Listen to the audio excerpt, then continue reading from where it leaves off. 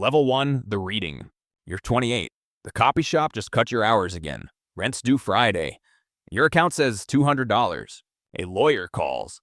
Your grandfather died last week. You met him once, at 8, one strange summer afternoon.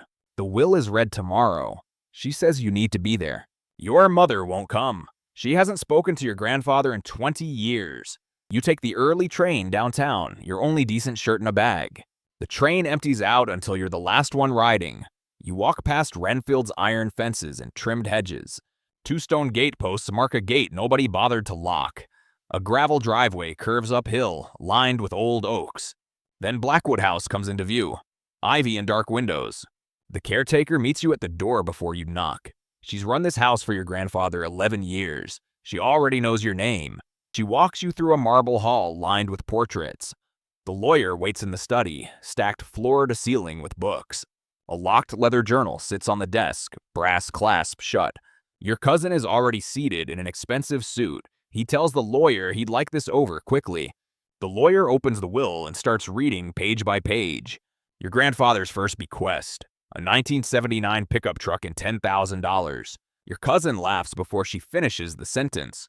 Then she turns the page and the room goes quiet. Held in trust, $42 million frozen behind 4 sealed conditions. Your cousin's face changes. He isn't named anywhere on that page. The journal stays locked until each condition is met, in order. Your cousin stands and says the will won't survive a challenge. The lawyer tells him flatly he's welcome to try. You leave with the truck, $10,000, and a locked book. The caretaker walks you out to the truck, parked where your grandfather always kept it. She says your grandfather asked about you more than you'd guess. You ask her why he never once picked up the phone. She says that's not her story to tell. Your cousin's car is already gone by the time you reach the gate. You drive home with $10,000 and no idea what the rest costs. The lawyer's last word, the first envelope, opens in 1 week.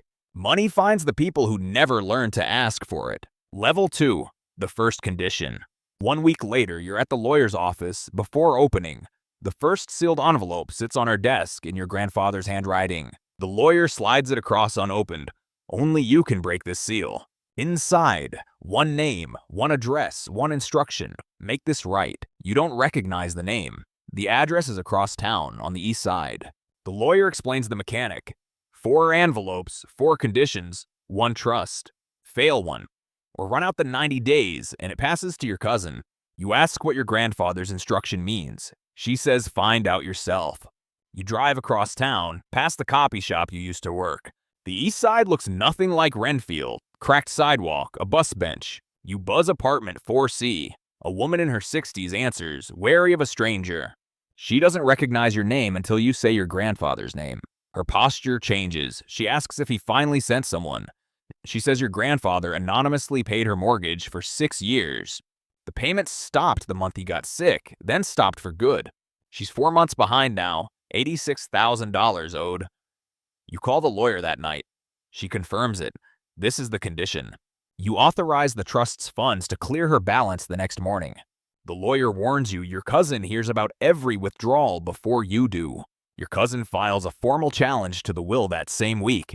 Your cousin's own lawyer argues you're unfit to manage funds this size.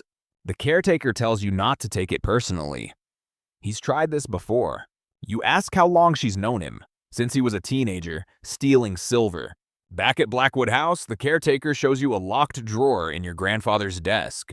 Inside, a decade of receipts for names that mean nothing to you yet. The woman's name is on 3 of them, further back than you guessed. You ask the caretaker why your grandfather never told anyone what he was doing. She says your grandfather never once wanted credit for a kind thing in his life. The lawyer calls. A judge scheduled a hearing on your cousin's challenge for next month. The second envelope won't open until that hearing date is confirmed.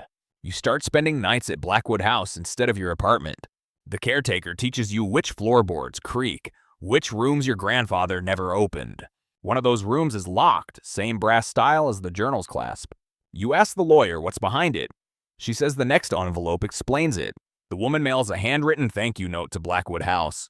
The caretaker pins it to the corkboard next to 11 others just like it. Every dollar in this house was already owed to somebody else. Level 3, the second condition. The lawyer brings the second sealed envelope to Blackwood House herself. Your grandfather's instruction is shorter and harder to swallow. Go see your mother. You haven't spoken to your mother in 4 years, since one bad argument. The caretaker unlocks last week's room, your grandfather's private archive, floor to ceiling with files. Every folder is labeled with a name. One folder has your mother's name on it. Inside, 15 years of rent payments made under a lawyer's name. A thinner folder has your own name on it, tied to your old tuition office. Your grandfather paid 2 years of your community college fees without you knowing. The lawyer confirms it. Your grandfather ran the payments through her firm, off the record. You ask why he'd do that and still never once call either of you. She says your grandfather believed money could apologize for him. He knew he was wrong. That night, you drive to your mother's apartment, engine running outside for 10 minutes. You finally knock. She opens the door, already knowing why. She guessed that she found out about the payments years ago and said nothing. She hated him for it more than she hated him for leaving. You show her the folder with her name on it. She won't touch it. She tells you to finish this without her and shuts the door. You drive back to Blackwood House with the folder on the passenger seat. The caretaker says your grandfather tried that same drive 4 times a year, every year. He never once made it past the parking lot outside her building. Meanwhile, your cousin hires an investigator to build a case against you. The investigator digs up an old parking summons and a withdrawn complaint. Your cousin's lawyer files a motion calling you personally unfit for the trust. The lawyer says the motion is weak, but the hearing moved up 2 weeks. She warns you, your cousin only needs to convince one judge, not the family. You ask the lawyer, directly, if your cousin could actually win this. She says yes, if you've got nothing stronger than good intentions. The journal's second clasp unlocks on its own, exactly as promised. 2 more entries reveal themselves, both about your mother, both never sent. One entry reads, I keep the receipts because I can't keep the courage to knock. The caretaker finds a drawer hidden behind the archive room's false back panel. 23 letters to your mother, 15 years of them, none ever mailed. You photograph every page before the investigator can claim you hid it. The lawyer builds a folder of her own now.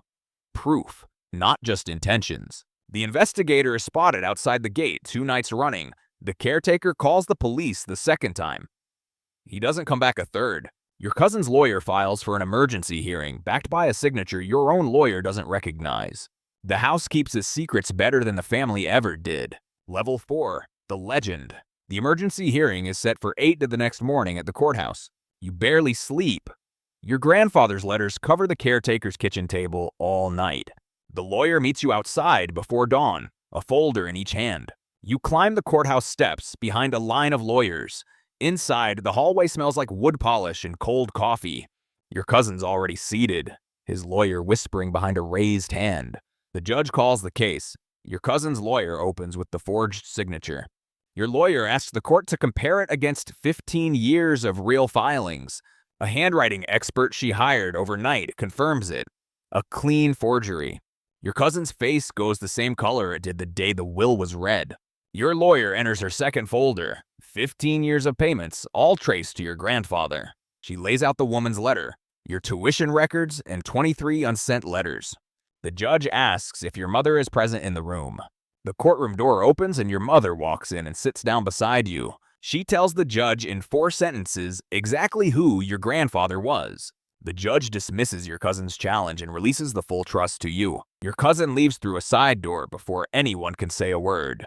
The lawyer hands you one last envelope on the steps, unsealed this time. Inside, a single brass key that fits the journal's final clasp. You drive back to Blackwood House with your mother beside you, first time in years.